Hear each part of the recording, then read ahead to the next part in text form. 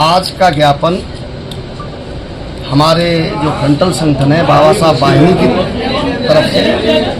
और अनुसूचित जाति प्रकोष्ठ हमारा SC/ST प्रकोष्ठ है उनकी तरफ से ये ज्ञापन था। ये ज्ञापन संसद में जो चर्चा हुई, संसद में चर्चा होने का चलन है, वो जो भी चर्चाएं हैं उसके वहीं सवाल होते हैं और वहीं पर जवाब होते हैं। भाई को आगे ले लो। वहीं पर सवाल होते हैं और वहीं पर जवाब होते हैं। उस चर्चा को लेके वो माननीय रामविलास सुमन जी का बयान था संसद में, उस चर्चा को लेके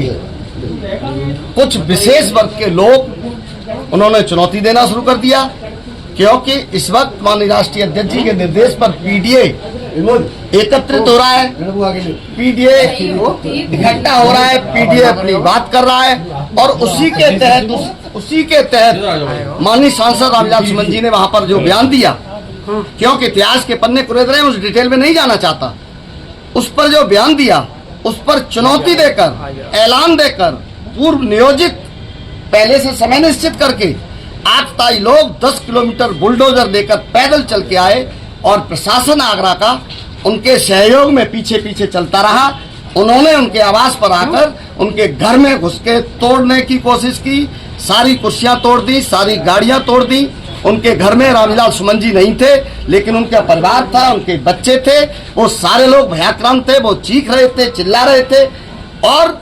ये आतताई वहां पर तांडव कर रहे थे। प्रशासन मूक दर्शक था। आज हमने माननीय राष्ट्रपति महोदया के नाम ज्ञापन दिया है कि हमारे सांसद जी माननीय रामविलास सुमन जी के घर पर हमला करने की कोशिश की है, लोगों को मारने की कोशिश की है, तोड़फोड़ करने की कोशिश की है, लूट करने की कोशिश की है। तो पहले तो हमारे सांसद जी को सुरक्षा सुनिश्चित की जाए, क्योंकि इनकी मानसिकता खराब है, इनकी सोच खराब है। ये सोचते हैं कि अगर कोई पिछड़ा है, कोई दलित है, कोई कमजोर है, कोई मजलूम है, कोई वंचित है, शोषित लोग हैं, इनको कहीं भी पीटा जा सकता है, कहीं भी मारा जा सकता है, कुछ हो नहीं सकता। तो हम ये भी कहने आए कि इतना अंडर एस्टिमेट ये आतताई लोग न करें, लेकिन हम कानून के दायरे में रह के ये मांग करना चाहते हैं कि महामहिम राष्ट्रपति महोदया हमारे माननीय सांसद जी की सुरक्षा जानमाल की करने का इंतजाम कराएं, निर्देशित करें। और दूसरी हमारी ये मांग है कि जीरो टॉलरेंस की बात करने वाले मुख्यमंत्री, और इस प्रदेश में मुख्यमंत्री करीब थे और वहां पर एक सांसद के घर में घुसकर तोड़कर मारपीट करने की कोशिश की गई है, जान से मारने की लोगों की कोशिश की गई है, तमाम नुकसानात करने की कोशिश की गई है। ऐसे लोगों के खिलाफ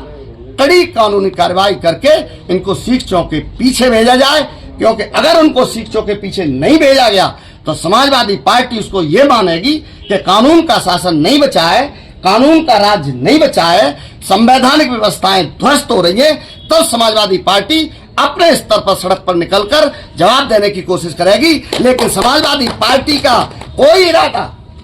किसी भी जवाब देने का नहीं है, क्योंकि हम कानून में भरोसा करते हैं, हम संविधान में भरोसा करते हैं, शासन प्रशासन की व्यवस्था है उसमें सहयोग करने की बात करते हैं। तो उनको जेल भेजा जाए, अविलंब जेल भेजा जाए, कड़ी कार्रवाई की जाए, और अगर नहीं करेंगे तो समाजवादी पार्टी अपने स्तर पर जवाब देने की फिर कोशिश करेगी, मजबूर होकर।